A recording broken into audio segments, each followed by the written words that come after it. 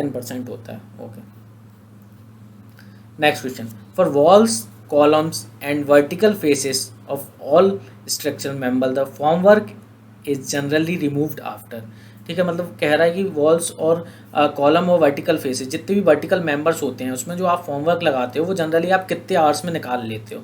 ठीक है ना, वो ये क्वेश्चन पूछ रहा है।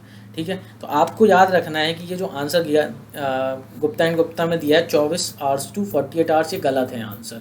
ठीक है, इसका आंसर होगा 16 आवर्स टू 24 आवर्स, क्योंकि IS 456 में जो टेबल दी हुई है उसके अकॉर्डिंग 16 आवर्स से 24 आवर्स होता है। अपन टेबल में देख लेते हैं कि किस मेंबर्स के लिए कितना कितना होता है। ठीक है, तो अगर वर्टिकल मेंबर्स अपन यूज़ कर रहे हैं, ठीक है, वर्टिकल फॉर्मवर्क यूज़ कर रहे हैं कॉलम वॉल्स और बीम्स के लिए, तो minimum period before striking formwork, मतलब आप मिनिमम पीरियड कितना रखोगे फॉर्मवर्क का कि आप उसको रिमूव ना करो तब तक।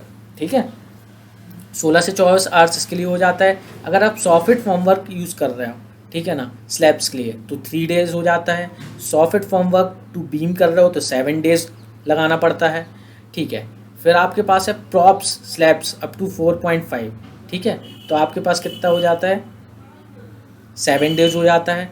ठीक है, प्रॉप्स स्लैब ओवर 4.5 14 डेज़ हो जाता है। Next, props beam and arches up to 6 metre span तक 14 डेज़ हो जाता है।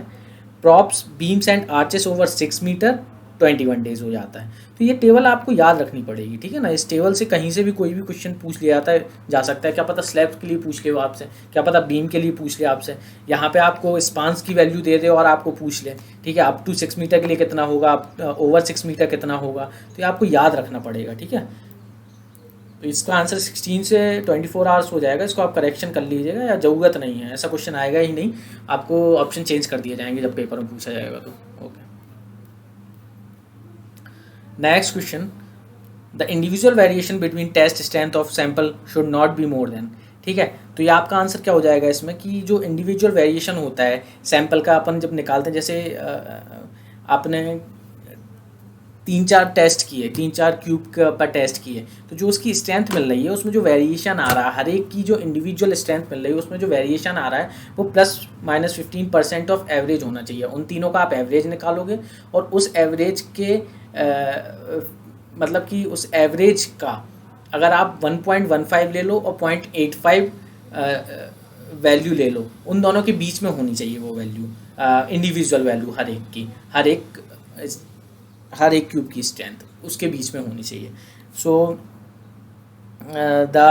इसका एक प्रोविज़न है 15.4 में, IS 456/2000 में एक प्रोविज़न है, the test result of the sample shall be average of the strength of 3 specimen. पहली बात तो आपको 3 स्पेसिमेन लेने हैं। The individual variation should not be more than ±15%। साफ लिखा हुआ है कि इंडिविजुअल वेरिएशन अगर एक का निकाल रहे हो तो वो ±15% ऑफ एवरेज से ज़्यादा नहीं होना चाहिए वेरिएशन।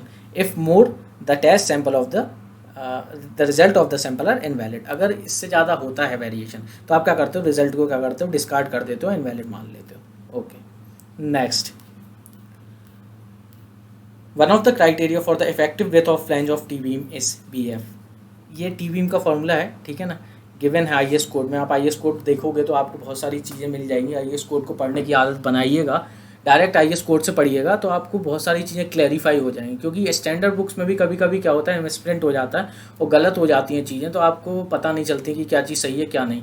तो अगर आप IS कोड को डायरेक्टली पढ़ेंगे ना तो आपको सारी चीज़ें क्लैरिफाई होती जाएंगी। आप उसको नोट करते जाइए कि कहाँ पे क्या लिखा हुआ है, पेज नंबर को नोट कर लीजिए। ठीक है, पूरे कोड को आपको रटा होना चाहिए RCC का कोड, क्योंकि कहीं से भी कोई भी प्रोविज़न पूछा जा सकता है।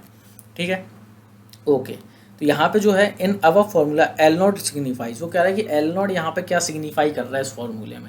पहली बात तो ये फॉर्मूला जो है काय का फॉर्मूला है, देखो ये इफेक्टिव ब्रेथ ऑफ फ्लैंज का फॉर्मूला है टी बीम में। ठीक है ना, ये निकालने का फॉर्मूला है, इस पर बेस्ड न्यूमेरिकल SSC पूछ चुका है कि effective breadth of flange of T beam कैसे निकालते हैं।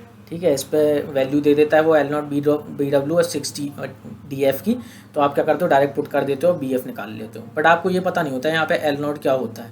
ठीक है, एल नॉट कभी कभी क्लैरिफाई नहीं होता बच्चों को कि होता क्या है। अपन आगे के लेक्चर्स में जो अपना थ्योरी पार्ट चल रहा है और सेशन में, उसमें अपन देखेंगे कि ये एल नॉट की वैल्यू डिटेल में कैसे निकालते हैं। यहाँ तो अपन ये समझ लेते हैं एल नॉट कि it is the distance between point of zero movements in the beam. ठीक है, जहाँ भी या फिर आप बेसिकली समझ लो कि जहाँ कॉन्ट्रा फ्लेक्सर पॉइंट्स के बीच की डिस्टेंस ही क्या होती है, एल नॉट होती है। अब कॉन्ट्रा फ्लेक्सर पॉइंट क्या होते हैं? कॉन्ट्रा फ्लेक्सर पॉइंट वो पॉइंट होते हैं जहाँ पे बेंडिंग मूवमेंट अपना साइन चेंज करता है। याद रखिएगा, साइन चेंज जहाँ पे करता है उस पॉइंट को अपन कॉन्ट्रा फ्लेक्सर पॉइंट बोलते हैं। तो यहाँ पे आंसर है बी हो जाएगा। अदर इन्फॉर्मेशन अपन देख लेते हैं कि जो बी एफ यहाँ पे होती है वो इफेक्टिव विड्थ ऑफ फ्लैंज होती है। L naught distance between point of zero movements in the beam होती है। B W breadth of web होती है। टी बीम में वेव ऑफ फ्लैंज होती है, वेव की जो ब्रेथ होती है वो बी डब्ल्यू होती है। डी एफ की वैल्यू जो यहाँ पर है वो होती है थिकनेस ऑफ फ्लैंज। बी जो होती है एक्चुअल विड्थ ऑफ फ्लैंज होती है। ठीक है, तो कभी भी आज तो एल नॉट पूछा है, कभी कुछ और भी पूछ सकता है इससे, तो याद रखना। अच्छा, जो एल नॉट की वैल्यू होती है, प्रोविज़न अपना एक और गिवन है कोड में कि जो एल नॉट होता है फॉर कंटिन्यूस बीम के लिए L not 0.7 times effective span होता है। ठीक है, याद रखना ये चीज़ कि जो एल नॉट होता है वो 0.7 टाइम्स इफेक्टिव स्पान होता है अगर आप कंटिन्यूस बीम की बात कर रहे हो तो। ठीक है, ओके। नेक्स्ट